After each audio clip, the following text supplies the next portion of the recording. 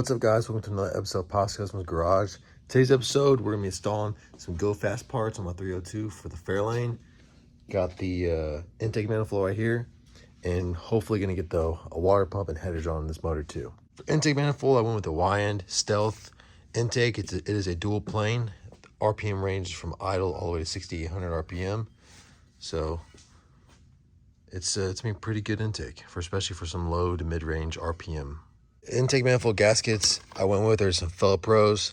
I am going to put a little bit of RTV around the coolant passages on the heads just to seal it extra good, especially since this intake manifold does not have a rear coolant passage, which I thought was really weird, but apparently a lot of intake manifolds are like that. So I don't want coolant busting out of the intake manifold to the atmosphere or into, more importantly, the combustion chamber, because that would be bad. Also want to state, my voice is really scratchy. I'm getting over sickness, food poisoning, so I'm very sorry. There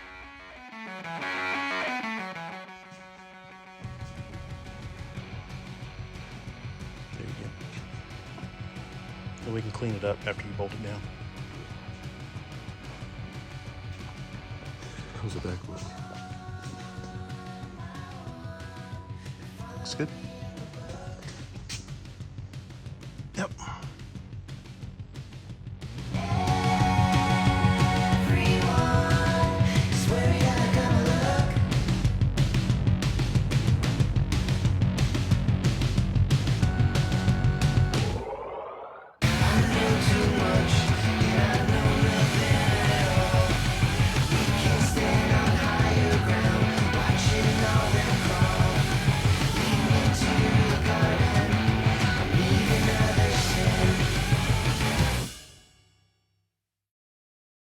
Got the intake manifold on, kind of made a mess of the RTV. I'm going to try to clean that up a little bit because that may bug me. But now to put the thermostat in, long side goes inside the block. Like that? Other way. You sure? Other way. Did you look that up on a Facebook forum? No, I actually looked it up in the little interweb. Yes, long side in. Then here's the Mr. Gasket thermostat housing. It actually came with the O-ring, which is pretty cool. Let's see if this seals better than Blue's paper gasket. No, this guy. Come on. Here. Bro, I'm one-handing this. Water neck is on with the thermostat in. Thermostat is a 180 thermostat. This guy really got gook on it all over my motor. What the heck, bro? Anywho, my intake manifold came with 2 plugs. Actually came with 4 plugs, but I'm gonna leave these open because I need this one for, what was this for on Blue? That is the because we put the coolant temperature sensor in it at first, then we moved it over here. Then it was some type of coolant hose, but for what? oh, to the your heater core. Heater core, that's right. Yeah. So I'm gonna leave these 2 unplugged, but I am gonna plug both of these because with the fuel injection on Blue, we did not need these at all. And in fact, we forgot to plug these and it called a vacuum leak. So I'm gonna plug those up real quick. Okay, I did manage to plug up both these holes in the intake manifold, and I got the water pump, and I also kind of splurged on something that I was not planning on getting anytime soon. Like I said at the beginning of the video, I was gonna be doing headers, intake, and a water pump in this video. Well, I'll be doing intake, water pump, and maybe messing with the EFI system that I just bought. I by no means was planning on getting this anytime soon. I was gonna wait a little bit, but went to Summit today. They had a good deal and ended up with this FiTech system. Crazy how that happens. And I'm gonna title the video EFI, something along the lines about me getting EFI. So by the time you're already here, you're probably like, duh, we already knew you were gonna get EFI by the title of the video and by the thumbnail. Well, so you know, the first part of the video, I was not planning on getting this. The system I did get is a 600 horsepower system, has 4 80-pound injectors, so it's a total of like 320 something or other.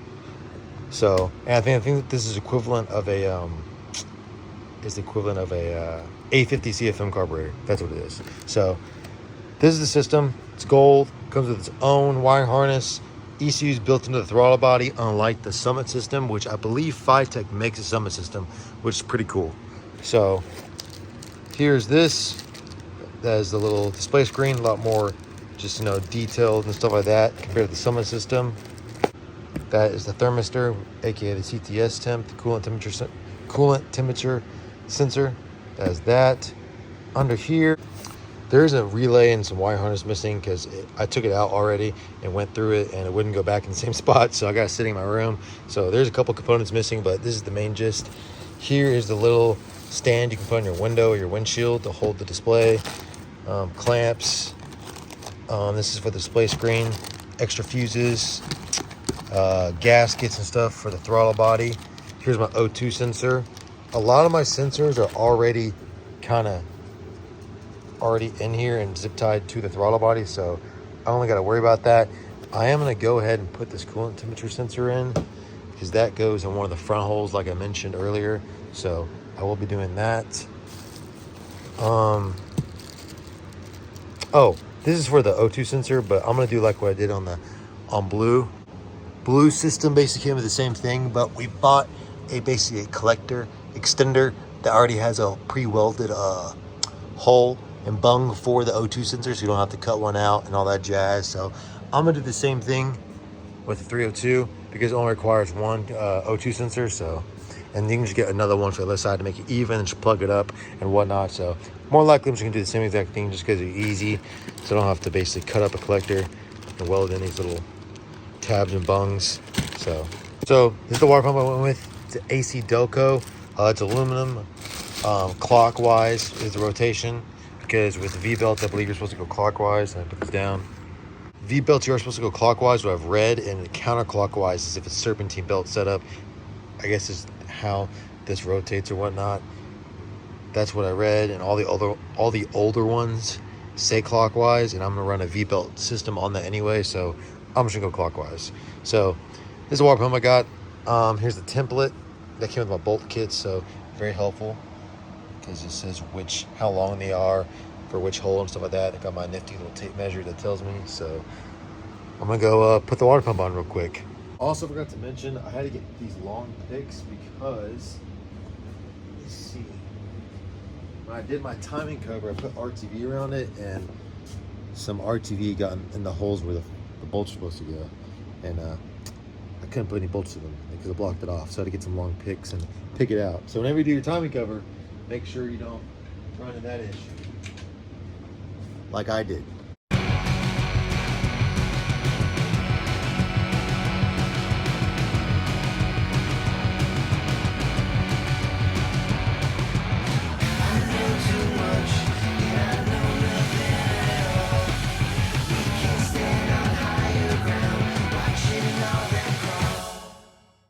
Got the carburetor studs in. Now I'm gonna find one of the gaskets and throw it on there, then set the FiTech EFI on and see what it looks like. Now let's place the FiTech throttle body on and see what she looks like. Are y'all ready to see it? You ready? Pachow! Heck yeah, that thing looks good. Do gotta get longer carb studs. They are a little short. They need to be a little longer so I can thread the nut on there. So no biggie on that. I believe most auto parts stores sell them, so that shouldn't be an issue. I do have a Scott Drake air cleaner coming in. I ordered at Summit today, but didn't have it stock, so I'll get that coming in. Then I need to get I guess the center long stud that goes right through there that holds the air cleaner on, and the little wing nut. Got to get one of those, but she looks pretty good. Got some longer carb studs. Now let's put the EFI throttle body on it and see if it actually fits, and I can put some nuts on here. Got it on, man. That looks good. Got some longer bolts for the water pump, but I gotta trim them up a little bit, so I won't do that. I won't bore y'all with me trimming them up. I already got my measurements, stuff like that, so just gotta put them in and they will be in place, and the water pump will be A1. Someone is currently using the vise right now. He's putting wheel studs in the axle shaft for Blue for an upcoming video. Got the bolt on here. Made my little marks right there to cut it, I think. So this is the first bolt. I'm just gonna try it, and whatever fits, I'm going to just, put all the bolts next to it to mark the measurement and whatnot. But when cutting a bolt, I always like to put a nut right here behind where I cut. That way, after you finish cutting, you can just kind of take the bolts off and it'll kind of clean up the threads and straighten them, so you don't have to mess up the threads or anything like that. All right, got the bolt in. Now let's see if it tightens. Probably should put a washer on it, but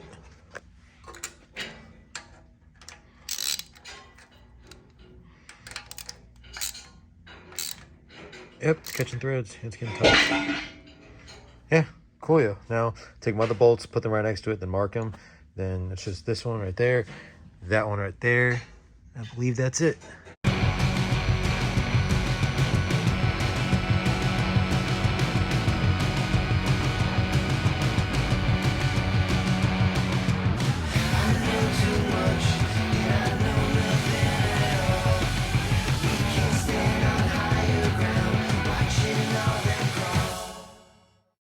Water pumping's on and it's looking sweet. Got all the bolts on, put some paper towel in it so nothing will get in there. Gonna get a hose that goes to, because I believe this one goes right there. Look on blue. Yeah, it does. So this, I guess, inlet or port, whatever you want to call it, goes right there to there. Then this one goes to the heater hose that's to the heater core that's inside the car on the frame, on the firewall. That's what that one goes to. Then this is just lower radiator hose. Then I need to get a water pump pulley. You need a harmonic balancer, crank pulley, that way I can start working on, the fitment of the belt and stuff like that. Next is going to be distributor. Then I'll get headers next paycheck or whatever. So yeah, super pumped. Very satisfied with the progress on the 302 in this video. Got the intake on, water pump, thermostat, and filler neck. Really starting to come together. I didn't want to get headers, but instead of headers, I got FiTech systems on there currently because I want it to be in the box until I'm ready to put it on the engine run stand. But like I said, I'm beyond satisfied. It's really coming together. Can't believe I took a $60 motor, turned it into this. It's really looking way more than super. I'm honestly speechless on how cool it looks. It looks sweet, and I can't wait to see it in the car.